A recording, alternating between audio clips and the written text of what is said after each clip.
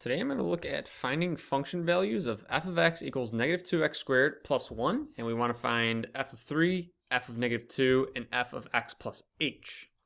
So being able to plug in function values is an extremely important skill that you'll need at pretty much any sort of level of math that you're taking. So first, we want f of 3. And what this means in terms of like what are we doing when we're trying to find function values, what this means is that we're plugging in an x value of 3. So we're plugging an x value into this function, and what we're going to get back is a y value. So if we were to graph this function, we would have a graph, and the x value of 3 would result in what y value. That's what we're looking at when we take function values. We plug it into a function, and we get back a y value. So in this first one, we want to do f of 3. So we're going to do negative 2. And all I'm doing is I'm just replacing x with 3. So wherever I see an x in the function, I am replacing it with 3. So negative 2 times 3 squared plus 1. The only thing that's changing is the x is being replaced with 3, because I want to know when we are at the x value of 3, so another just more visual approach here is the x value of 3, where am I at on the y value? Am I here? Am I here? Am I here? Where are we at? So we want to just evaluate when x equal to 3. So 3 squared, and now we're just using order of operations. So 3 squared is 9. So we're going to have negative 2 times 9 plus 1. Negative 2 times 9 is negative 18 plus 1, which is negative 17. So when x is equal to 3, we get negative 17 for our y value. So f of 3 is negative 17. The next one is f of negative 2. So we're going to plug in negative 2 into the function, and there's some really important skills at play here when we do this. So I'm plugging in negative 2, so negative 2 squared plus 1. Using your calculator, after you depending on what level of math you are, you might be new to using your calculator, it might be pretty high level of expert at using your calculator. It just depends on where you're at with your level of math experience.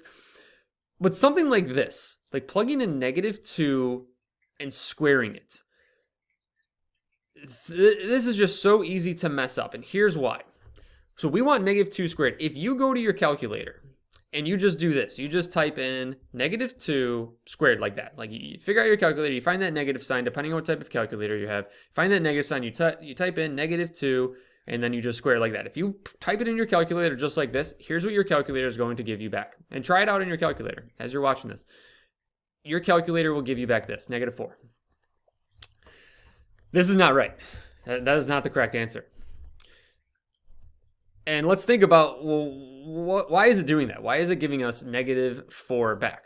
Your calculator doesn't know exactly what you want it to do. You want it to do negative 2 times negative 2, right? Because we're doing negative 2 squared. A number squared is a number times itself. So we want it to do negative 2 times negative 2, which should give us back a positive 4. Why is our calculator not doing that? The reason for that is your calculator is doing order of operations. Doesn't see any parentheses. It sees exponents, so it's doing this, 2 to the second, which is 4. And then it's multiplying that by negative 1. So this is like in the calculator's head, it thinks you're doing negative 1 times 2 squared. That's what the calculator is processing this as. So it's doing 2 squared, which is 4, times negative 1, which is negative 4. That's technically correct based on how we typed that in and how we wrote that, but we don't want that. We want negative 2 squared.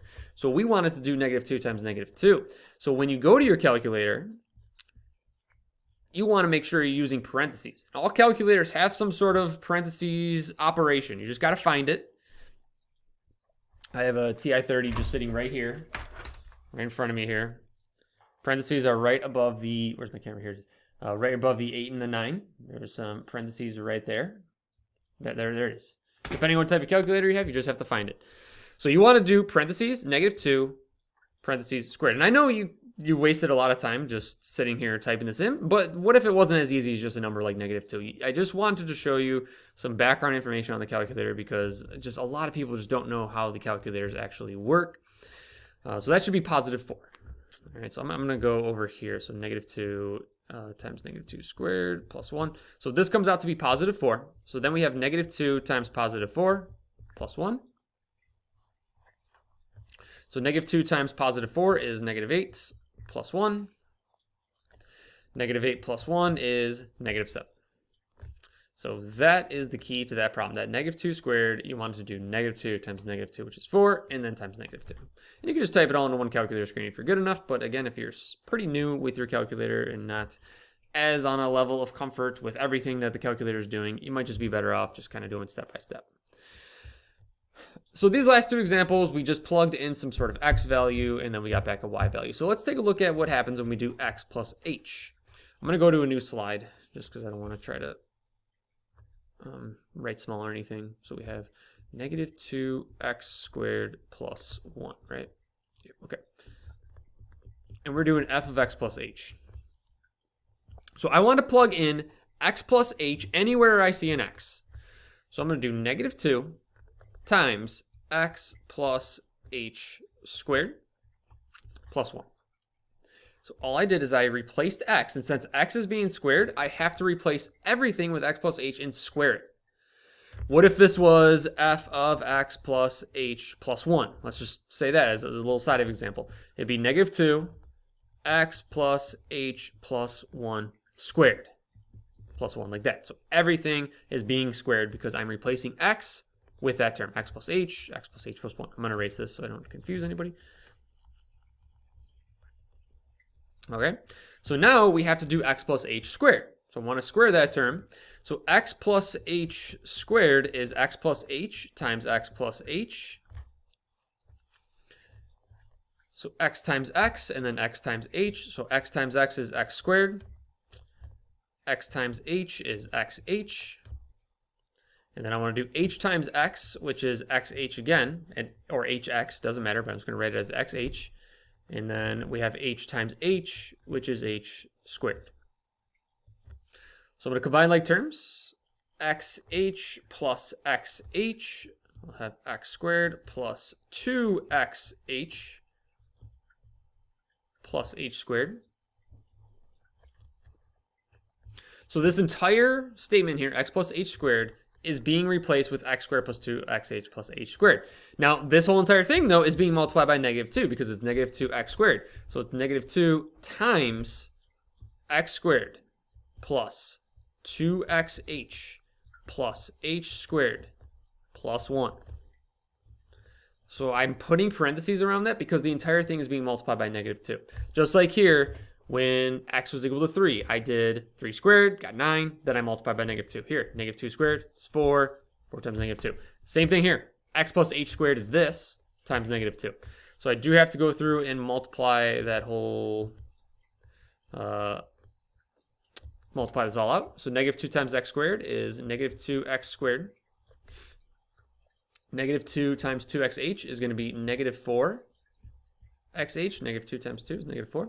And then we have negative 2 times h squared is going to be negative 2h squared plus 1. And it doesn't look like I have any more like terms or anything that I could do, right? I have x squared, xh, h squared, constant. Yeah, nothing else that we can do.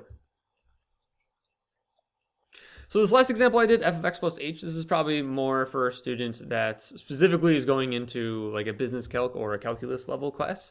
College algebra is also this. You might see this in college algebra a little bit, pre-calc. But if you're just like an intermediate algebra class, like this might not be something that you see right away, but definitely a good skill to know how to do. Lot going at work here. So this is a really good problem still to know how to do. So this was about finding function values.